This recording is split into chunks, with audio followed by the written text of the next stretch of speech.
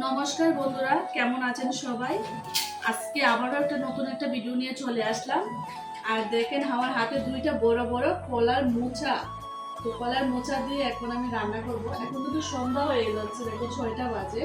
তো সন্ধ্যার সময় আমি রান্নাটা করব। দুপুরবেলা রান্না করেছি অনেক কিছু। তো এখন আবার আমার শ্বশুরের জন্য এটা মূলত রান্নাটা করব। বলেছিল দুপুরবেলায় রান্না করতে, তো দুপুরবেলা মাছ টাছ অনেক কিছু রান্না করেছি, তো তার জন্য রান্না করি নাই। এখন রান্না করব। তো একটা আমি কলার মোচা রান্না করব, আর এটা আমি নিরামিষ রান্না করব।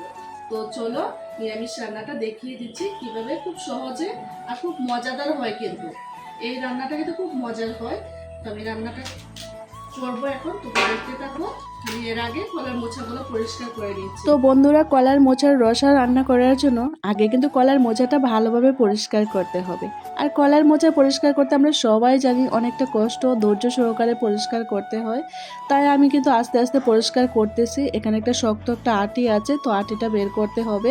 আরও দুইটা শক্ত শক্ত পাপড়ি আছে, যেটা ফেলে দিতে হবে। তো ধৈর্য সহকারে পরিষ্কার করতেছি। শ্বশুরের জন্য কলার মোচার রসা বানাতে গিয়ে যে আমি অসুস্থ হয়ে পড়বো, এটা কিন্তু একদমই বুঝতে পারি নাই। এই যে বিকালবেলা বসে বসে এগুলো পরিষ্কার করতেছি, তখন থেকে দেখছি শরীরটা একটু খারাপ লাগতেছে, মাথাটা একটু ব্যথা করতেছে, জ্বর জ্বর লাগতেছে। কিন্তু আমি দিব্যি পরিষ্কার করতেছি, এতটাও শরীর খারাপ হয় নাই। কিন্তু আস্তে আস্তে দেখতেছি শরীরটা খুবই খারাপ লাগতেছে, ভালো লাগতেছে না। সন্ধ্যা হয়ে যাচ্ছে, আমি কিন্তু পরিষ্কার করা মোটামুটি কমপ্লিট হয়ে গেছে। তো এই যে আমি এখন ডালটাও ভিজিয়ে রেখে দিয়েছি, আর পরিষ্কারও করে নিয়েছি। একদম পরিষ্কার করে বাকি যে ময়লাগুলো ছিল সবগুলো ফেলে দিয়েছি। এদিকে আলুও কেটে নিয়েছি। তখন কিন্তু শরীরটা একদমই খারাপ লাগতেছে, মানে কি বলবো বুঝতে পারতেছি না। মাথায় একটু জল দিয়ে আসলাম, পরে দেখি শরীরটা এতটা খারাপ লাগতেছে, জ্বর দেখি 101 হয়ে গেছে। মানে হঠাৎ করে জ্বর 101। এখন রান্নাটা তো কমপ্লিট করতে হবে, যেহেতু শ্বশুরমশাই বলে দিয়ে গেছে বারবার করে যেন আমি কলার মোচার রসাটা যেন ভালো করে রান্না করি। আমার হাতে এই মোচার রসাটা কিন্তু বেশ পছন্দ করে উনি। দেখো ডালটা বাটতেছি, আর আমার শরীরটা আর চলতেছে না, খুব কষ্ট করে বাকি কাজগুলো করছি।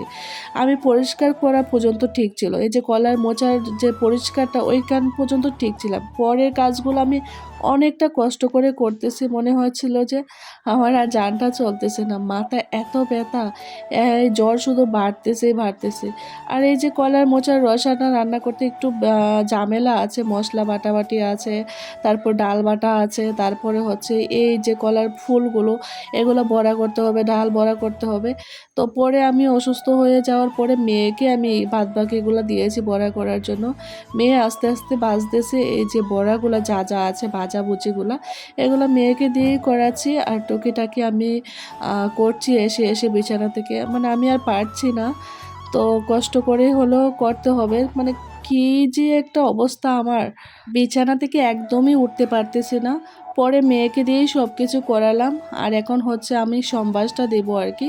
এই যে মেয়ে সব কিছু বাজাবুজি করেছে, এসে আগে রান্নার রুমটা পরিষ্কার করেছে। মেয়ে একদম ছড়িয়ে ছিটিয়ে রেখেছিল, চুলা চাকে একদম বড়িয়ে দিয়েছিল। তো যাই হোক, এগুলো পরিষ্কার করে এখন সম্বাসটা দেবো।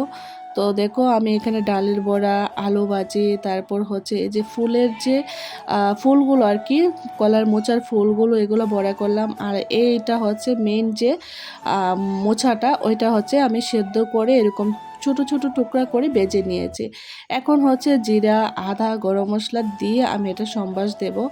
তো সব কিছু দিয়েই রান্নাটা করতে হবে, আদা, গরম মশলা। আর আমরা যেহেতু নিরামিষ, পেঁয়াজটা আর ইউজ করব না, এমনিতেই নিরামিষভাবে রান্না করব। তো কালি জিরা সম্বাস দিয়ে আর এই যে বাদবাকি মশলাগুলো দিয়ে দেব। তো আমি আর সব কিছু দেখাতে পারলাম না, আমার শরীরটা খুবই খারাপ।